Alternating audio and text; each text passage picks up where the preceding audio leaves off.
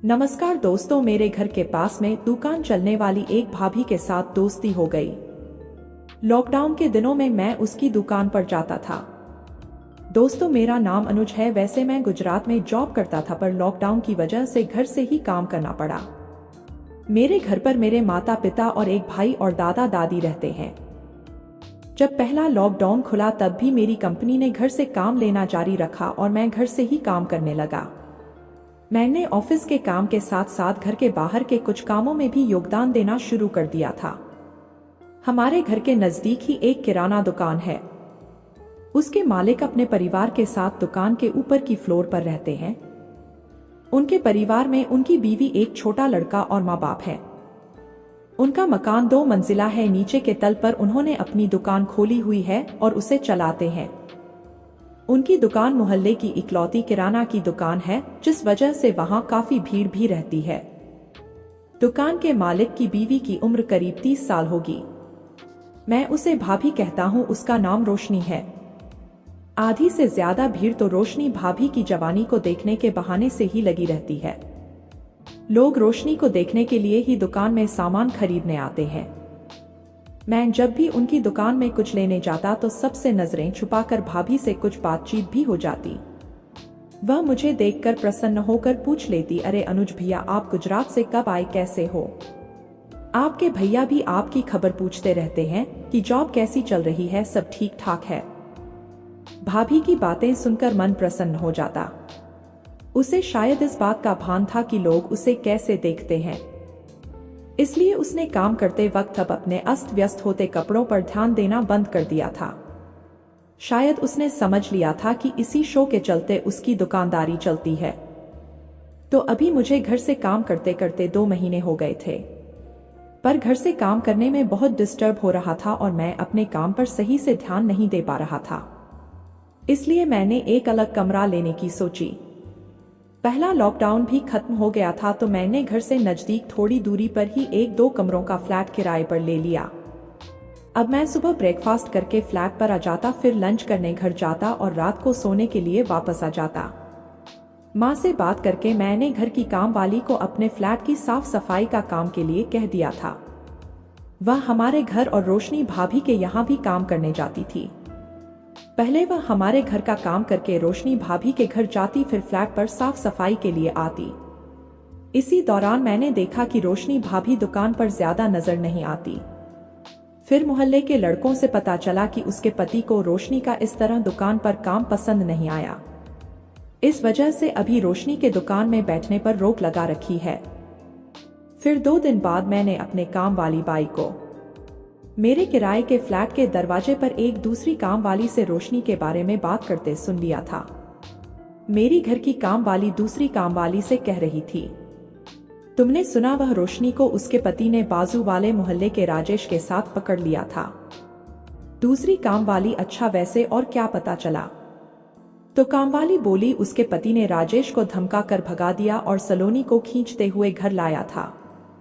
बाहर ज्यादा बवाल ना हो इसलिए सब शांति से निपटा दिया। थोड़े दिन बाद फिर से रंग दिखाना शुरू कर देगी। यह सब सुनकर रोशनी के लिए अब मेरे मन में एक अलग ही छवि बन गई थी। उसका नाम सुनते ही या उसको देखते ही मेरे दिमाग में एक में अलग कल्पना आने लगती थी।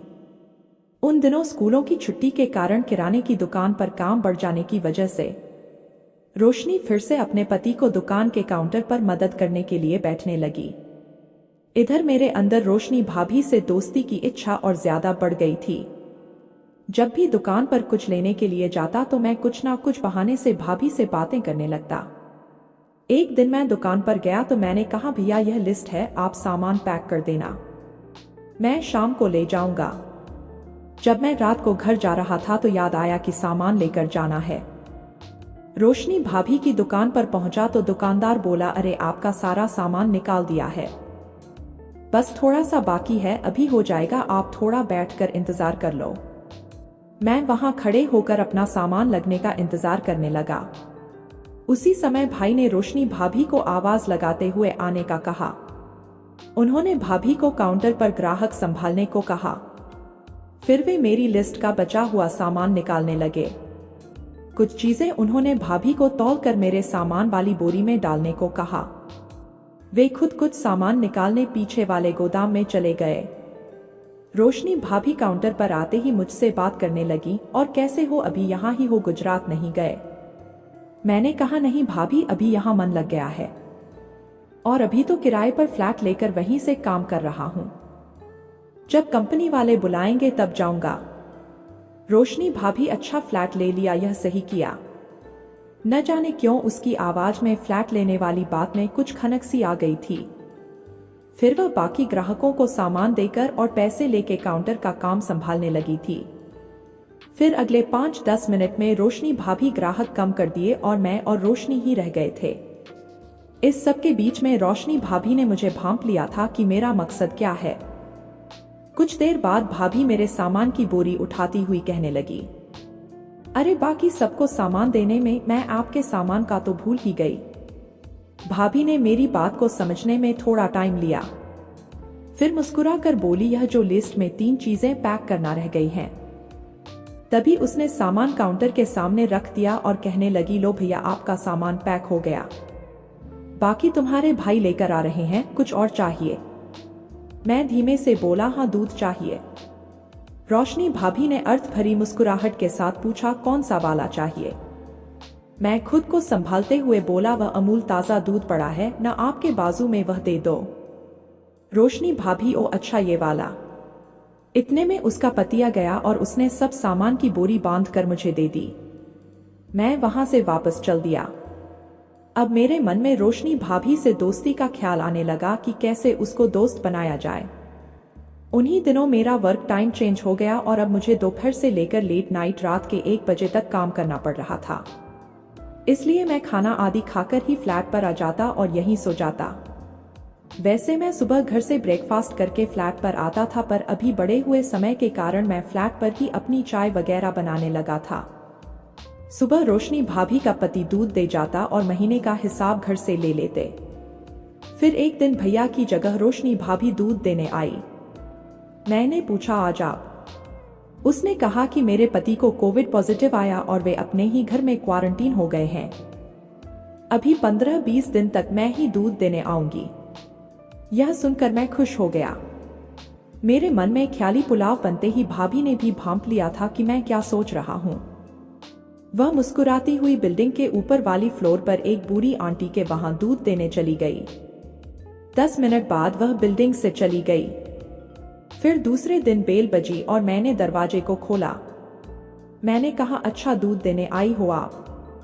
तभी ऊपर वाली आंटी ने रोशनी को आवाज लगाई और वह दूध देने ऊपर चली गई। मैंने भी प्लान बनाया और दूध में नींबू डालकर जल्दी से गर्म कर दिया, जिससे दूध फट गया। फिर रोशनी भाभी जैसे ही जाने लगी तो मैंने उसको रोक लिया।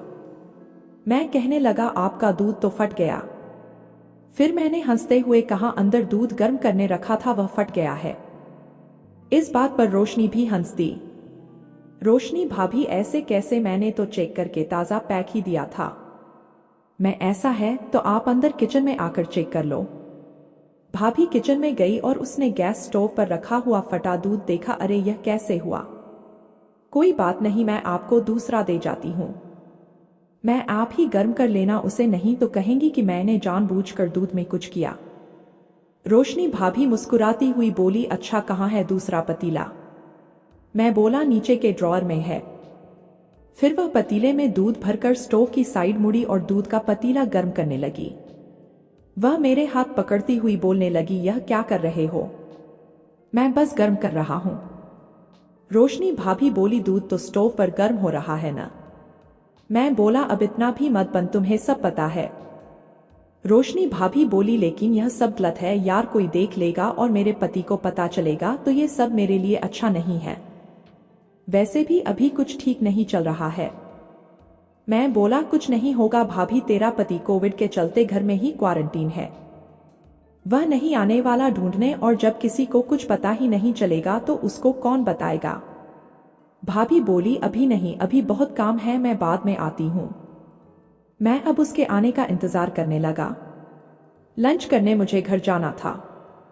जब मैं घर जा रहा था उसी वक्त रास्ते में मैंने दुकान की तरफ देखा। उसकी दुकान आजकल बंद थी। मैं थोड़ा उदास हो गया, मन महसूस कर मैं आगे बढ़ गया। कुछ देर बाद खाना खाकर फ्लैट पर आया और काम में लग गया। शाम को बेल बजी और मैंने दरवाजा खोला तो रोशनी भाभी पल्लू से अपना मुंह ढके खड़ी थी।